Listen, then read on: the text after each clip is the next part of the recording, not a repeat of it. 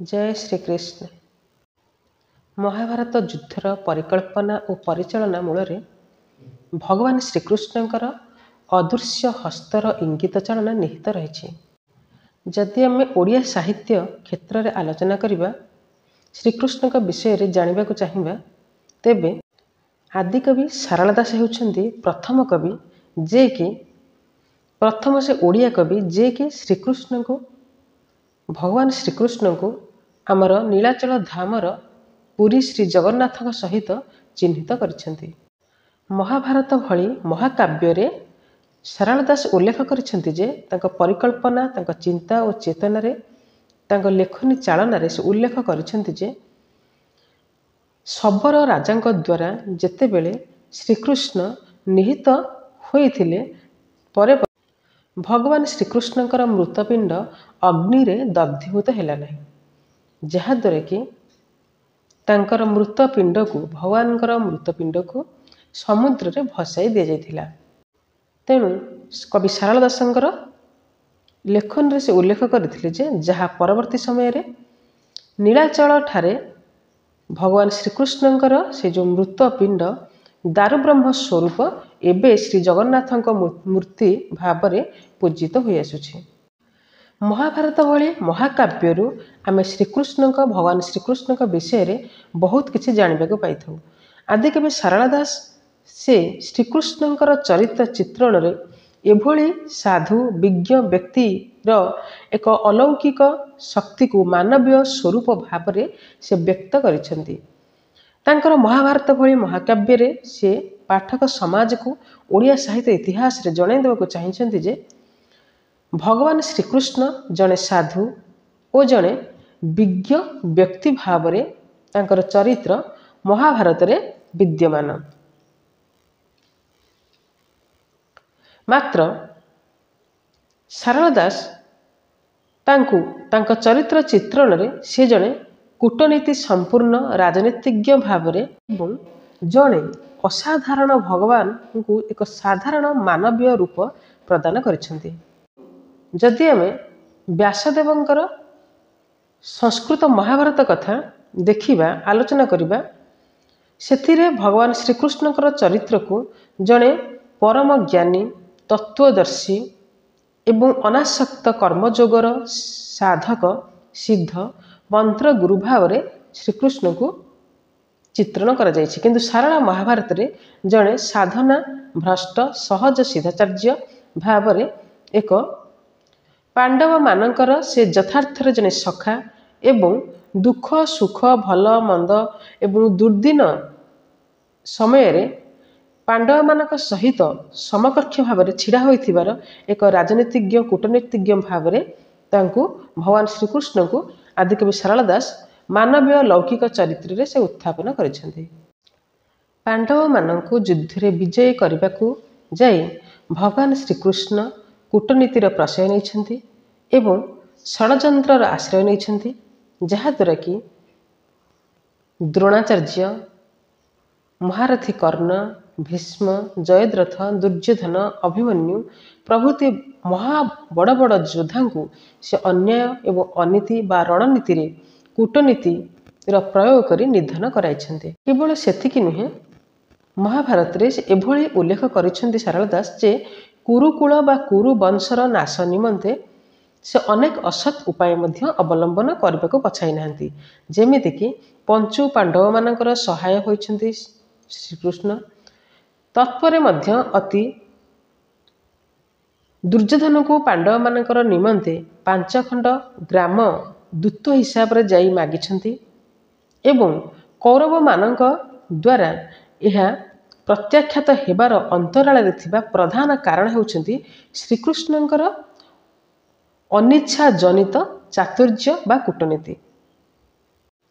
श्रीकृष्ण भगवान एभली कूटनीतिर प्रश्रय नैछन्ति जहाद्वारा कि जदि श्रीकृष्ण द्वारा यही ग्राम पाइबार प्रार्थना एपरी अभिसंधिपूर्ण भाव एवं भाषा मध्यरे भगवान श्रीकृष्ण कौरव कूल जहाँ से उत्थापन करिसेंति जदि सही कथाटी କାର୍ଯ୍ୟକାରୀ ହୋଇଥାନ୍ତା ତେବେ କୌରବମାନଙ୍କୁ ମୁଣ୍ଡ ଗୁଞ୍ଜିବା ପାଇଁ ମଧ୍ୟ ସାମାନ୍ୟ ସ୍ଥାନ ମଧ୍ୟ ମିଳିନଥାନ୍ତା ବୋଲି ଏଠାରେ ସାରଳା ଦାସ ଉଲ୍ଲେଖ କରିଛନ୍ତି। ସାରଳା ଦାସଙ୍କ ଭାଷାରେ ଶ୍ରୀକୃଷ୍ଣ ହେଉଛନ୍ତି ଜଣେ ସାଧାରଣ ମଣିଷ, ଯିଏକି ଜରାସନ୍ଧକୁ ମାରିବାକୁ ଯାଇ ସେ ପ୍ରହରୀ ଗଧର ସହାୟତା ଲୋଡ଼ିଛନ୍ତି ଏବଂ ଶେଷରେ ଗଧର ପାଦ ଧରିବାକୁ ମଧ୍ୟ ଭଗବାନ ଶ୍ରୀକୃଷ୍ଣ ପଛାଇ ନାହାନ୍ତି। ତେଣୁ ଛଳେ ହେଉ ବଳେ ହେଉ କିମ୍ବା କଳେ ବଳେ କୌଶଳେ କାର୍ଯ୍ୟ ସାଧନା କରିବାର ଏକ କୁଶଳୀ ଯୋଦ୍ଧା ଥିଲେ ଶ୍ରୀକୃଷ୍ଣ।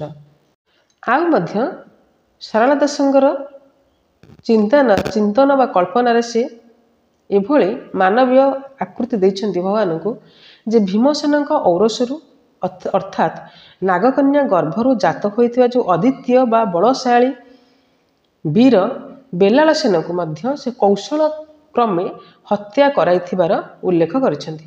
କାରଣ ବେଲାଳସେନ ଧନୁର୍ବିଦ୍ୟାରେ ପାରଙ୍ଗମ, ନିପୁଣ ଏବଂ ଅତି ବଳଶାଳୀ ଯୋଦ୍ଧା, ଯିଏକି ଏକାକୀ ନିମିଷକ ମଧ୍ୟରେ କୁରୁକୂଳ ନିପାତ କରି ଯୁଦ୍ଧର ପରିସମାପ୍ତି ଘଟାଇ ଦେଇଥାନ୍ତା। ତେଣୁ ଫଳତଃ ଶ୍ରୀକୃଷ୍ଣ ଏହି ଯୁଦ୍ଧଟିକୁ 18 ଦିନ ପର୍ଯ୍ୟନ୍ତ ନେଇପାରିନଥାନ୍ତେ।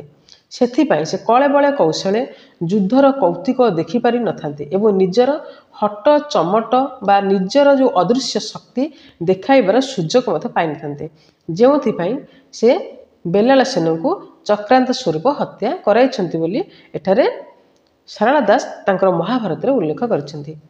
ତେଣୁ ଶ୍ରୀକୃଷ୍ଣଙ୍କର ବ୍ୟକ୍ତିଗତ ଜୀବନ ମଧ୍ୟ କଳୁଷ କାଳିମାରେ ପୂର୍ଣ୍ଣ ବୋଲି ଆଦିକବି ସାରଳା ଦାସ ତାଙ୍କ ମହାଭାରତରେ ଉଲ୍ଲେଖ କରିଛନ୍ତି। ଏବଂ ଭଗବାନ ଶ୍ରୀକୃଷ୍ଣଙ୍କର ରାଧାଙ୍କର ପ୍ରୀତିଲାଭ କରିବାକୁ ଯାଇ ସେ ଘୋର ନିନ୍ଦନୀୟ କାର୍ଯ୍ୟ କରିବାକୁ ପଛାଇ ନାହାନ୍ତି ବୋଲି ସାରଳା ଦାସ କହିଛନ୍ତି। ଏବଂ ସାରଳା ଦାସ ତାଙ୍କୁ ମୋହନ, ବଶୀକରଣ ବା ଉଚ୍ଚାଟନ ଇତ୍ୟାଦି ବିଦ୍ୟାରେ ନିପୁଣ ଜଣେ ଅତିଶୟ କୂଟନୀତିଜ୍ଞ ବ୍ୟକ୍ତି ଭାବରେ ଚିତ୍ରଣ କରିଛନ୍ତି। ତାଙ୍କ ବଂଶୀର ଯାଦୁକରୀ ବା ସ୍ୱର୍ଣ୍ଣ ବଳରେ 16,000 ଗୋପନାରୀକୁ ନିର୍ଜନ ସ୍ଥାନକୁ ଆଣି ସେମାନଙ୍କର ମୋହନ ବଂଶୀ ଦ୍ୱାରା ବଶୀଭୂତ କରିବାର ମଧ୍ୟ ସାରଳା ଦାସ ତାଙ୍କ ମହାଭାରତରେ ଉଲ୍ଲେଖ କରିଛନ୍ତି। ତେଣୁ ସବୁ ପାପର ଅଧିକାରୀ ହୋଇଛନ୍ତି ଏବଂ ଏହି ପାପ ହେତୁ ମୃତ୍ୟୁ ପରେ ତାଙ୍କ ପିଣ୍ଡକୁ ଅଗ୍ନି ମଧ୍ୟ ସ୍ପର୍ଶ କରିନାହିଁ ବୋଲି ସେ ଉଲ୍ଲେଖ କରିଛନ୍ତି। ତେଣୁ ସାରଳା ଦାସ ଶ୍ରୀକୃଷ୍ଣଙ୍କର ପରକୀୟା ପ୍ରେମର ପରିଣତି ଦର୍ଶାଇ ସାଧାରଣ ଜନତାକୁ ସତର୍କ କରିଦେବା ପାଇଁ ସେ ସମାଜକୁ ଏକ ଶିକ୍ଷା ଦେବା ପାଇଁ ପ୍ରୟାସ କରିଛନ୍ତି।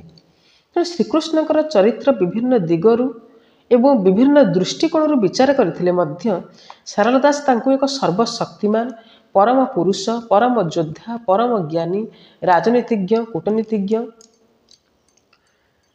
ବୋଲି ପ୍ରମାଣିତ କରିଛନ୍ତି। ଏବଂ କେବଳ ତାଙ୍କର ଏସବୁ ଲୀଳା ଖେଳା ଏବଂ ଧରାରୁ ଅନ୍ୟାୟ, ଅନୀତି, ଅତ୍ୟାଚାର ନିରାକରଣ ନିମିତ୍ତ ଉଦ୍ଦିଷ୍ଟ ବୋଲି ସେ ଜାଣିପାରିଛନ୍ତି ଏବଂ ଶେଷରେ ଜଣାଇଛନ୍ତି ପାଠକ ସମାଜକୁ। ତେଣୁ ମହାଭାରତ ଯୁଦ୍ଧର ଅବସାନ ପରେ କାହାକୁ ମଧ୍ୟ ଶ୍ରୀକୃଷ୍ଣ ବିଜୟ ଗୌରବରେ ମଣ୍ଡିତ କରାଇ ଦେଇ ନାହାନ୍ତି। ବିଜୟ ଗୌରବ ପ୍ରକୃତରେ କାହାର ପ୍ରାପ୍ୟ ତାହା ସେ ପ୍ରମାଣ କରାଇଛନ୍ତି। କାହାଦ୍ୱାରା ନା ଶୁଭ ସ୍ତମ୍ଭ ଉପରେ ଅବସ୍ଥାପିତ ଦିବ୍ୟ ଚକ୍ଷୁଷ୍ମାନ ବେଲାଳସେନର ଛିନ୍ନ ମସ୍ତକ ମୁଖରେ। ସେ ବେଲାଳସେନର ମୁଖରେ ପ୍ରକୃତ ବିଜୟ କାହାର, ପ୍ରକୃତ ଯୋଦ୍ଧା କିଏ ସେ ପ୍ରତିପାଦନ କରିଛନ୍ତି। ତେଣୁ ସେ ବେଲାଳସେନର ମସ୍ତକ ପ୍ରକାଶ କରିଛି ଯେ କେବଳ ଗୋଟିଏ ଚକ୍ର ସମସ୍ତଙ୍କ ମସ୍ତକ ଛେଦନ କରିବା ସେ ଦେଖିଛି। ଏଥିରେ ଶ୍ରୀକୃଷ୍ଣଙ୍କର ଅବତାର ଗ୍ରହଣ କରିବାର ଉଦ୍ଦେଶ୍ୟ ସାଧିତ ହୋଇଛି। ତେଣୁ ସାରଳା ଦାସଙ୍କ ମହାଭାରତରେ ଶ୍ରୀକୃଷ୍ଣଙ୍କର ଏକ ଅଦ୍ୱିତୀୟ ଶକ୍ତି ବା ଅଦୃଶ୍ୟ ଶକ୍ତିକୁ କିଭଳି ଭାବରେ ଧରାଧାମରେ ଏକ ମାନବୀୟ ଚରିତ୍ର ମାଧ୍ୟମରେ ସେ ପରିମାର୍ଜିତ କରି ପାଠକ ସମାଜକୁ ଏକ ନୂତନ ଚିନ୍ତାଧାରା ଏବଂ ଅନ୍ୟାୟ ଅନୀତିଠାରୁ ଦୂରେଇ ରଖିବାର ପ୍ରୟାସ କରାଯାଇଛି, ସେ ବିଷୟରେ ଶ୍ରୀକୃଷ୍ଣଙ୍କ ମାଧ୍ୟମରେ ସେ ଉଲ୍ଲେଖ କରିଛନ୍ତି। ଭଗବାନଙ୍କୁ ଏକ ମାନବୀୟ ଚରିତ୍ର ବା ଲୌକିକ ଚରିତ୍ରରେ ସେ ଏଠାରେ ପ୍ରତିପାଦିତ କରିଛନ୍ତି ଏବଂ ସାରଳା ଦାସ ଆଦିକବି ସାରଳା ଦାସ ଯିଏକି ପ୍ରଥମ ବ୍ୟକ୍ତି ଯାହାକୁ କି ଯିଏକି ଭଗବାନଙ୍କର ମୃତ ପିଣ୍ଡକୁ ଜଗନ୍ନାଥଙ୍କର ନୀଳାଚଳ ଧାମର ଆରାଧ୍ୟ ଦେବତା ଶ୍ରୀ ଜଗନ୍ନାଥଙ୍କ ସହିତ ସମକକ୍ଷ ବା ତୁଳନା କରିଛନ୍ତି। ଜୟ ଶ୍ରୀକୃଷ୍ଣ।